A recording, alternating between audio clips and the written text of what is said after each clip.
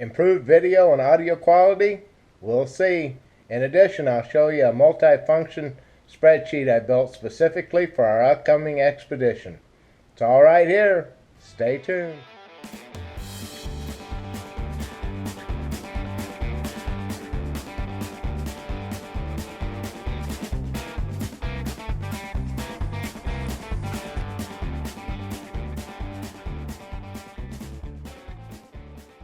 Geezer here. Welcome back to all you viewers that's been here before, and a hearty welcome to you new viewers. I appreciate y'all stopping by. In the past, I've had some issues with video quality. I just haven't been real happy with much of anything. So I acquired a brand new video editor. And this editor has features that I didn't have any idea were even available. But one of the cool features is that it allows me to split the audio off into a separate file. So I've also acquired an audio editor that I can load this audio file up into. It allows me to remove some background noise and kind of smack it around and clean it up. And then I can load it back into the video. Hopefully that'll fix things. And well, this video will tell the tale on that.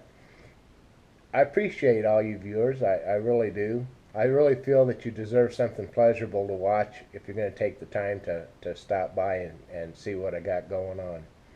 I built this spreadsheet.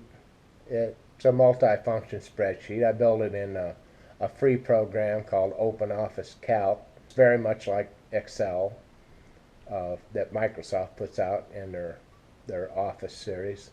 But what this spreadsheet does is it assists me in cost estimating, some planning, and a little lightweight accounting and statistical information that I think would be helpful along the way.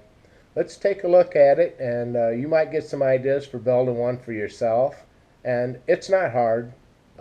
It's really not. You just kind of mess with it. It's got a real nice help system. Whether you use the Microsoft product or the OpenOffice product, it doesn't matter. The help systems are really good. If you want to attempt one and you run into a jam or whatever, feel free to leave me a comment here on this video. I'll certainly be glad to do what I can to help you out. Let's take a look at it and see what you think. Let's start with a quick review of the map of the upcoming trip. This is the 2016 bucket list expedition. Now, this will be a review for you returning viewers, but it'll help new viewers get up to speed on what we're talking about. This trip will begin right here in East Moline, Illinois, where we live, and go in a counterclockwise loop around the western United States and then back home here in East Moline. We've divided this trip into 3 separate legs, and we're treating each leg as a separate trip. It's just one big trip with 3 little trips run nose to tail.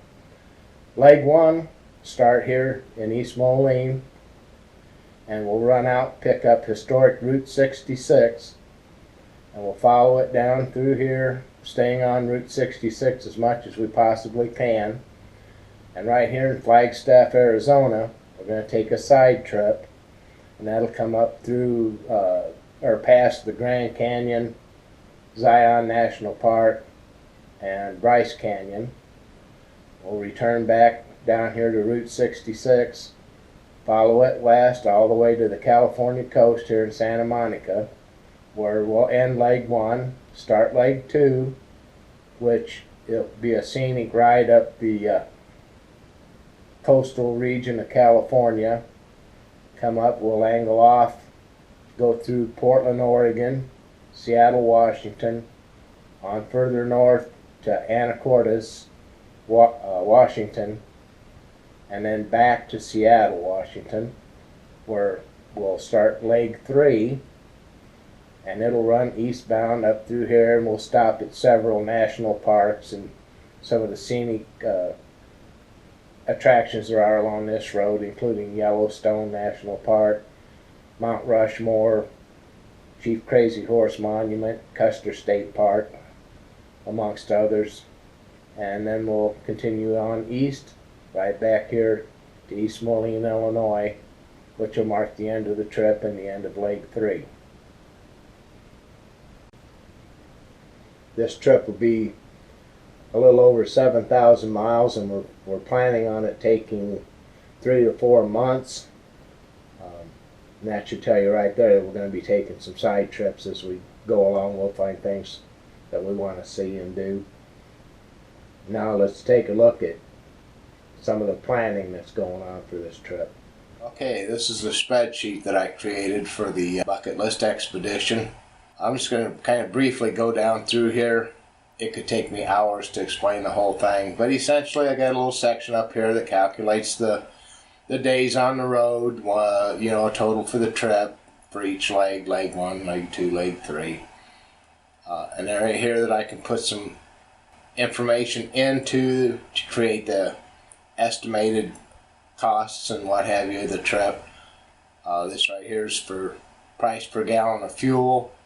I'll check periodically and find out what the national average is, and that's what I use in here. Last time I checked it was 231.9. Average miles per gallon, I have no clue. That's an educated guess for the RV that we have. I haven't driven it enough to even know what that number would be or have a decent guess, except to just go with what other people are finding.